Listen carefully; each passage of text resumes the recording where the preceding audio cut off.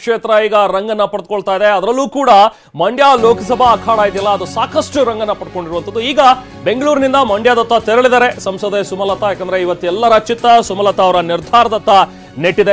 ಇವತ್ತು ಏನ್ ಸುಮಲತಾ ಅವರು ಹೇಳ್ತಾರೆ, ಅವರ ರಾಜಕೀಯ ನಡೆ ಏನಿರುತ್ತೆ ಅನ್ನುವಂಥದ್ದು ಕುತೂಹಲಕರ. ಇವತ್ತು ಬೆಳಿಗ್ಗೆ 10:30ಕ್ಕೆ ಒಂದು ಸಭೆಯನ್ನ ಕರೆದಿದ್ದಾರೆ ಸುಮಲತಾ ಅವರು, ತಮ್ಮ ಬೆಂಬಲಿಗರ ಸಭೆಯನ್ನ ಕರೆದಿದ್ದಾರೆ. ಇನ್ನೇನು ಸ್ವಲ್ಪ ಹೊತ್ತಿನಲ್ಲಿ ಮಂಡ್ಯದ ಕಾಳಿಕಾಂಬಾ ದೇಗುಲದ ಬಳಿ ಸಭೆಯನ್ನ ಅವರು ನಡೆಸ್ತಾರೆ. ತೀವ್ರ ಕುತೂಹಲಕ್ಕೆ ಎಡೆ ಮಾಡಿಕೊಟ್ಟಿದೆ ಸಂಸದೆ ಸುಮಲತಾ ಅವರ ನಡೆ. ಇವತ್ತು ಕಾಳಿಕಾಂಬಾ ದೇವಸ್ಥಾನದಲ್ಲಿ ಪೂಜೆಯನ್ನು ಸಲ್ಲಿಸ್ತಾರೆ. ಅದಾದ ನಂತರ ಸಭೆಯನ್ನ ಮಾಡಿ ತಮ್ಮ ನಿರ್ಧಾರವನ್ನ ಪ್ರಕಟಿಸಲಿಕ್ಕಿದ್ದಾರೆ. ಈಗಾಗಲೇ ಬೆಂಗಳೂರಿನಿಂದ ಮಂಡ್ಯಕ್ಕೆ ತೆರಳಿದ್ದಾರೆ. ಸೊ ತೀವ್ರ ಕುತೂಹಲವನ್ನ ಮೂಡಿಸಿದೆ. ಈಗ ಸಂಸದೆ ಸುಮಲತಾ ಅವರು ಏನು ಮಾಡ್ತಾರೆ?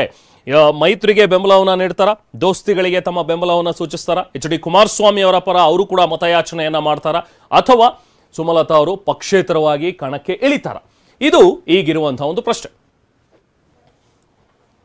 ಇನ್ನು ನನ್ನ ನಿರ್ಧಾರ ಮಂಡ್ಯದಲ್ಲೇ ತಿಳಿಸ್ತೀನಿ ಅನ್ನುವಂಥದ್ದನ್ನ ಕೂಡ ಸುಮಲತಾ ಅವರು ಹೇಳಿದ್ದಾರೆ. ಬೆಂಗಳೂರಿನಿಂದ ಹೊರಟು ಮಂಡ್ಯಕ್ಕೆ ಹೋಗ್ತಾ ಇದ್ದಾರೆ. ಆ ಟೈಮ್ನಲ್ಲಿ ಕೇಳಿದರೆ ಮಾಧ್ಯಮದವರು, ಕೇಳಿದ್ದಕ್ಕೆ ಅವರು ಕೊಟ್ಟಿರುವಂತಹ ಉತ್ತರ. ಅಶೋಕ್ ಸುಗಂಧರಾಜ ಹೂವಿನ ಕೃಷಿ ಮಾಡಿ ಅರ್ಧ ಎಕರೆಗೆ 3.5 ಲಕ್ಷ ಗಳಿಸ್ತಿದ್ದಾರೆ. ನೀವು ಕೂಡ ಅವರಿಂದ ಕಲಿಬೇಕಾ? ಅವ್ರ ಜೊತೆ ವಿಡಿಯೋ ಕಾಲ್ ನಲ್ಲಿ ಮಾತಾಡಬೇಕಾ?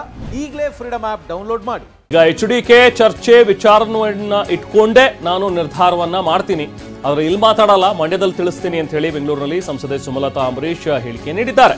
ಇನ್ನು ಇವತ್ತಿನ ಸಭೆಯಲ್ಲಿ ದರ್ಶನ್ ಕೂಡ ಇರ್ತಾರೆ, ಅಭಿಷೇಕ್ ಅಂಬರೀಶ್ ಕೂಡ ಇರ್ತಾರೆ ನನ್ನ ಜೊತೆಗೆ. ಅವರು ಅಂಬರೀಶ್ ಯಾವತ್ತೂ ಕೂಡ ಅಧಿಕಾರಕ್ಕಾಗಿ ಆಸೆ ಪಟ್ಟವರಲ್ಲ, ನಾನು ಅಂಬರೀಶ್ ಅವರನ್ನ ನೋಡ್ಕೊಂಡೇ ಬಂದಿರೋದು ರಾಜಕೀಯದಲ್ಲಿ ಅನ್ನುವಂಥ ಒಂದು ಮಾತುಗಳನ್ನ ಹೇಳಿದ್ರೆ. ಸೊ ಇದನ್ನೆಲ್ಲವನ್ನು ಗಮನಿಸ್ತಾ ಇದ್ರೆ ಅಧಿಕಾರಕ್ಕೆ ಆಸೆ ಪಟ್ಟಿಲ್ಲ ಅನ್ನುವಂಥದ್ದನ್ನ ಹೇಳಿದ್ರೆ ಬಹುಶಃ ಪಕ್ಷೇತರವಾಗಿ ಅವರೇನು ಕಣಕ್ಕೆ ಇಳಿಯೋದಿಲ್ವಾ, ಕುಮಾರಸ್ವಾಮಿ ಅವರಿಗೆ ತಮ್ಮ ಬೆಂಬಲವನ್ನ ಸೂಚಿಸ್ತಾರ?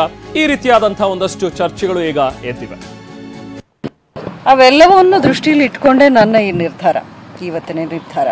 ಅದೆಲ್ಲ ಅಂದ್ರೆ ನಮ್ಮಲ್ಲಿ ಕಾನ್ಫಿಡೆನ್ಷಿಯಲ್ ಆಗಿ ಆಗುವಂತ ಚರ್ಚೆಗಳು, ಅದನ್ನ ಈ ಒಂದು ಸಂದರ್ಭದಲ್ಲಿ ಹೇಳೋಕೆ ಅದು ಸರಿ ಹೋಗಲ್ಲ ಹೇಳೋದು. ಯಾವತ್ತು ಅಂಬರೀಶ್ ಅವರು ಮೊದಲೇನೆ ಯೂನಿಯನ್ ಮಿನಿಸ್ಟರ್ ಇದ್ದಾಗ 2 ತಿಂಗಳಲ್ಲಿ ಕಾವೇರಿ ವಿವಾದ ಬಂದಾಗ ರಿಸೈನ್ ಮಾಡಿದ್ರು. ಅಧಿಕಾರಕ್ಕೆ ಯಾವತ್ತು ಆಸೆ ಪಟ್ಟವರಲ್ಲ. 2018ರಲ್ಲೂ ಅವ್ರಿಗೆ ಕೊಟ್ಟ ಬಿ ಫಾರ್ಮ್ನ ತಿರಸ್ಕಾರ ಮಾಡಿ ವಾಪಸ್ ಕೊಟ್ರು ಕಾಂಗ್ರೆಸ್ಗೆ. ಸೊ ಹಾಗಾಗಿ ನಾವು ಅದನ್ನೆಲ್ಲ ನೋಡ್ಕೊಂಡು ಬಂದ್ವಿ. ಅಧಿಕಾರಕ್ಕೆ ಅಥವಾ ಸ್ವಾರ್ಥ ರಾಜಕಾರಣಕ್ಕೆ ನಾವು ಯಾವತ್ತೂ ಆಸೆ ಪಡಲ್ಲ. ಅದನ್ನ ನಾನು ಪೋಸ್ಟ್ ಮಾಡಿದಿನಲ್ಲ, ದರ್ಶನ್ ಹಾಗೂ ಅಭಿಷೇಕ್. ಇನ್ನು DCM DK ಶಿವಕುಮಾರ್ ಹೇಳಿಕೆಗೂ ಕೂಡ ಸುಮಲತಾ ಟಾಂಗ್ ಕೊಟ್ಟಿದ್ದಾರೆ, ಮಾತಾಡಿದರೆ ಇವತ್ತು. DCM DK ಅವರ ಹೇಳಿಕೆಗೆ ಸಂಬಂಧಪಟ್ಟಂತೆ ಯಾರು ಕುಂಬಳಕಾಯಿ ಕಳ್ಳ ಅಂತ ಹೇಳಿ ದೇಶಕ್ಕೇನೆ ಗೊತ್ತಿದೆ, ನನ್ನ ಅವಶ್ಯಕತೆ ಇಲ್ಲ ಅಂತ ಹೇಳಿದ್ದಾರೆ, ನನಗೂ ಬೇಕಾಗಿಲ್ಲ ಅನ್ನುವಂಥದ್ದನ್ನ ಸುಮಲತಾ ಅವರು ಮಾತಾಡಿದ್ರು. ನನಗೂ ಕೂಡ ಅವರ ಅವಶ್ಯಕತೆ ಏನಿಲ್ಲ ಅಂತ ಹೇಳಿ ಸಂಸದೆ ಸುಮಲತಾ ಅವರು ಮಾತಾಡಿದ್ದಾರೆ. DCM DK ಶಿವಕುಮಾರ್ ಹೇಳಿಕೆಗೆ ಸುಮಲತಾ ಖಾರವಾಗಿ ಪ್ರತಿಕ್ರಿಯಿಸಿದ್ದಾರೆ. ನಾನು ಯಾರ ಹತ್ರನೂ ಸುಮಲತಾ ಸುದ್ದಿ ಹೋಗ್ಲಿಲ್ಲ, ಸುಮಲತಾ ಸುದ್ದಿ ಅವಶ್ಯಕತೆ ಇಲ್ಲ. ಕುಮಾರಸ್ವಾಮಿ ಅವರು ವಿಷ ಹಾಕಿದ್ರು ಅಂತ ಹೇಳೋದಕ್ಕೆ ಯಾವ ವಿಷ ಅಂತ ನಾನು ಕುಮಾರಸ್ವಾಮಿಗೆ ಮಾತಾಡಿದ್ದೀನಿ. ಪಾಪ ಕುಂಬಳಕಾಯಿ ಕಳ್ಳ ಹೆಗಲು ಮುಟ್ಟು ನೋಡ್ಕೊಂಡಂಗೆ ಅವ್ರು ಯಾಕೆ ಮಾತಾಡಕ್ ಹೋಗಿ? ಅಂಬರೀಷ್ಗೆ ಕಾಂಗ್ರೆಸ್ ಪಾರ್ಟಿ ಏನ್ ಮಾಡಿದೆ ಅಂತ ದೇಶಕ್ಕೆ ಗೊತ್ತಿದೆ. ಅಂಬರೀಷ್ ಕೊನೆ ಉಸಿರು ಏನ್ ಹೇಳಿದ್ರು ಅಂತ ಗೊತ್ತಿದೆ. ನಾವು ಯಾಕೆ ಇವೆಲ್ಲ ಮಾತಾಡಕ್ ಹೋಗ್ತಾರೆ? ಅವ್ರಿಗೆ ಯಾಕೆ ಪಾಪ ಅವರು ತಲೆ ಕೆಡ್ಸ್ಕೊಳ್ತಾ ಇರೋದು ನಂಗೆ ಅರ್ಥ ಆಗುತ್ತೆ. ನಾವು ಸುಮಲತಾ ಇವತ್ತು ಹೋಗಲ್ಲ, ನಾಳೆನೂ ಹೋಗಲ್ಲ, ನಮ್ಗೆ ಅವಶ್ಯಕತೆನೂ ಇಲ್ಲ. ಅವ್ರವ್ರ ಪಾರ್ಟಿ ಸಿದ್ಧಾಂತ ಏನ್ ಬೇಕಾದ್ರೂ ಮಾಡ್ಕೊಳ್ಳಿ. ಅವ್ರ ಪಾರ್ಟಿ ಸಿದ್ಧಾಂತದಿಂದ ಈಚೆ ಬಂದಾಗ ಮಿಕ್ಕಿದ ವಿಚಾರ ಮಾತಾಡೋಣ. DK ಶಿವಕುಮಾರ್ ಹೇಳಿದ್ರು, ಕುಂಬಳಕಾಯಿ ಕಳ್ಳ ಅಂದ್ರೆ ಯಾಕೆ ಹೆಗಲ್ ಮುಟ್ಕೊಂಡು ನೋಡ್ಬೇಕು ಅನ್ನೋ ವಿಚಾರ ಅವ್ರ ತಂಟೆಗೆ ಮಾತಾಡೋದು ಅವ್ರ ಬಗ್ಗೆ ಅಂತ. ಯಾರು ಕುಂಬಳಕಾಯಿ ಕಳ್ಳರೋ ಇಡೀ ದೇಶಕ್ಕೆ ಗೊತ್ತಿದೆ. ನಾನು ಯಾಕೆ ಹೇಳಬೇಕು ಇದನ್ನ? ಈ ಒಂದು ಸಂದರ್ಭದಲ್ಲಿ ಅವರು ಹೀಗೆ ಹೇಳಿದ್ರು, ನಾನು ಇದನ್ನ ಹೇಳೋದು ಅದೆಲ್ಲ ಸದ್ಯಕ್ಕೆ ಬೇಡ ಅಂತ ಅನ್ಕೊಂಡಿದ್ದೀನಿ. ನನ್ನ ಅವಶ್ಯಕತೆ ಅವ್ರಿಗಿಲ್ಲ ಅಂತ ಹೇಳಿದ್ರು, ನನಗೂ ಯಾರ ಅವಶ್ಯಕತೆನೂ ಇಲ್ಲ.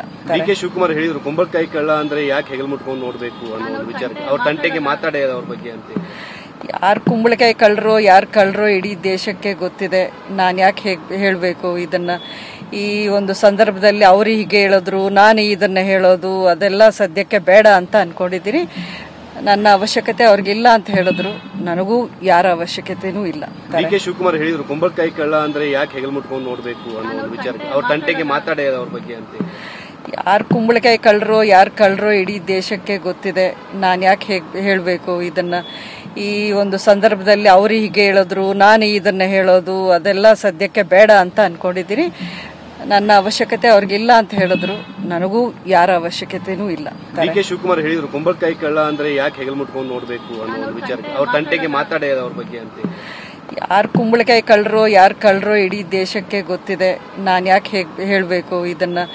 ಈ ಒಂದು ಸಂದರ್ಭದಲ್ಲಿ ಅವರು ಹೀಗೆ ಹೇಳಿದ್ರು, ನಾನು ಇದನ್ನ ಹೇಳೋದು ಅದೆಲ್ಲ ಸದ್ಯಕ್ಕೆ ಬೇಡ ಅಂತ ಅನ್ಕೊಂಡು ಸುಮಲತಾ ಅವರ ಮಾತುಗಳು, ಡಿಸಿಎಂ ಡಿಕೆ ಹೇಳಿಕೆಗೆ ಸುಮಲತಾ ಈ ರೀತಿಯಾಗಿ ಖಾರವಾಗಿ ಪ್ರತಿಕ್ರಿಯೆ ನೀಡಿದ್ದಾರೆ. ಇನ್ನೇನು ಕೆಲವೇ ಹೊತ್ತಿನಲ್ಲಿ ಅವರ ಸಭೆ ನಡೆಯುತ್ತೆ. ಕಾಳಿಕಾಂಬ ದೇವಸ್ಥಾನಕ್ಕೂ ಕೂಡ ಅವರು ಪೂಜೆಯನ್ನು ಸಲ್ಲಿಸಿ ನಂತರ ತಮ್ಮ ನಿರ್ಧಾರವನ್ನು ತಿಳಿಸ್ತೀನಿ ಅಂತ ಹೇಳಿದ್ದಾರೆ. ಬನ್ನಿ, ನಮ್ಮ ಪ್ರತಿನಿಧಿ ಪ್ರಶಾಂತ್ ನಮ್ಮ ಜೊತೆಗೆ ಜಾಯ್ನ್ ಆಗಿದ್ದಾರೆ, ಮಾತಾಡ್ತಾ ಹೋಗೋಣ. ಪ್ರಶಾಂತ್, ಇವತ್ತು ಎಲ್ಲರ ಚಿತ್ತ ಮಂಡ್ಯದತ್ತ ನೆಟ್ಟಿದೆ. ಅದರಲ್ಲೂ ಕೂಡ ಸುಮಲತಾ ಅವರು ಏನ್ ನಿರ್ಧಾರ ತಗೊಳ್ತಾರೆ ಅನ್ನುವಂಥದ್ದು ಕುತೂಹಲಕರ.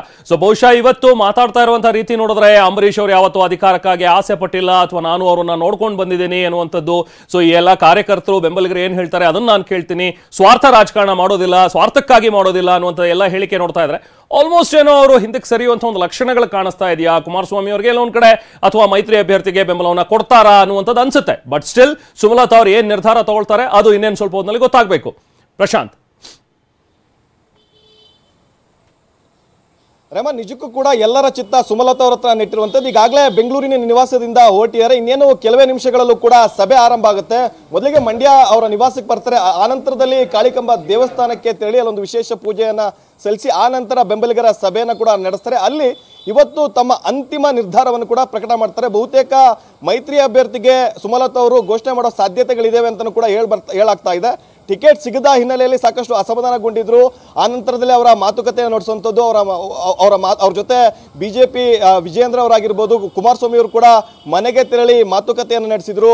ನಮಗೆ ಬೆಂಬಲವನ್ನ ಕೊಡಿ ಅಂತಲೂ ಕೂಡ ತಿಳಿಸಿದ್ರು. ಆದ್ರೆ ಬೆಂಬಲಿಗರು ಸಾಕಷ್ಟು ಕಡೆ ಒತ್ತಡವನ್ನು ಏರ್ತಾ ಇದ್ದಾರೆ, ಪಕ್ಷೇತರವಾಗಿ ಸ್ಪರ್ಧೆಯನ್ನ ಮಾಡಬೇಕು ಅಂತೇಳಿ. ಹೀಗಾಗಿ ಇವತ್ತು ಮಹತ್ವದ ಒಂದು ಸಭೆಯನ್ನು ಕೂಡ ಕರೆದಿರುವಂಥದ್ದು. ಇಲ್ಲಿ ಅವರ ಒಂದು ಅಭಿಪ್ರಾಯಗಳಂದ್ರೆ ಬೆಂಬಲಿಗರ ಅಭಿಪ್ರಾಯವನ್ನ ಕರೆದು ಆ ನಂತರದಲ್ಲಿ 5 ವರ್ಷಗಳ ಅವರ ಒಂದು ಸಾಧನೆಯನ್ನ ಸಾಕ್ಷ್ಯಚಿತ್ರವನ್ನು ಕೂಡ ಬಿಡುಗಡೆ ಮಾಡ್ತಾರೆ. ಆ ನಂತರದಲ್ಲಿ ತಮ್ಮ ನಿರ್ಧಾರವನ್ನು ಕೂಡ ಪ್ರಕಟ ಮಾಡ್ತಾರೆ. ಅವರ ಒಂದು ನಿರ್ಧಾರದ ಮೇಲೆ ಮಂಡ್ಯ ರಾಜಕಾರಣ ಕೂಡ ನಿಂತಿರುವಂತದ್ದು.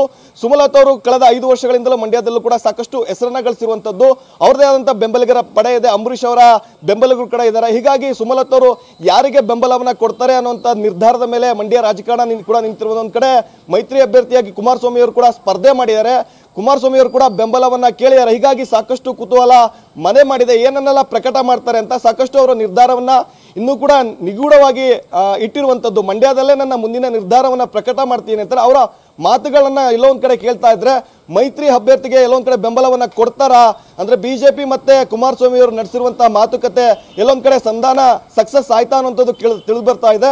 ಇನ್ನೇನು ಕೆಲವೇ ನಿಮಿಷಗಳಲ್ಲಿ ಇವೆಲ್ಲದಕ್ಕೂ ಕೂಡ ತೆರೆ ಬೀಳುತ್ತೆ. ಸಭೆಯನ್ನ ನಡೆಸಿ ಸಾಕ್ಷ್ಯಚಿತ್ರವನ್ನ ಬಿಡುಗಡೆ ಮಾಡಿ ಆ ನಂತರದಲ್ಲಿ ಅವರ ಅಂತಿಮ ನಿರ್ಧಾರವನ್ನು ಕೂಡ ಪ್ರಕಟ ಮಾಡ್ತಾರೆ. Rehman, okay, thank you Prashanth. ಒಟ್ಟಿನಲ್ಲಿ ಎಲ್ಲರ ಚಿತ್ತ ಈಗ ಸುಮಲತಾ ಅವರ ಒಂದು ನಿರ್ಧಾರ ಏನಾಗುತ್ತೆ ಅನ್ನುವಂಥದ್ರ ಬಗ್ಗೆ ಏನಿಟ್ಟಿದೆ.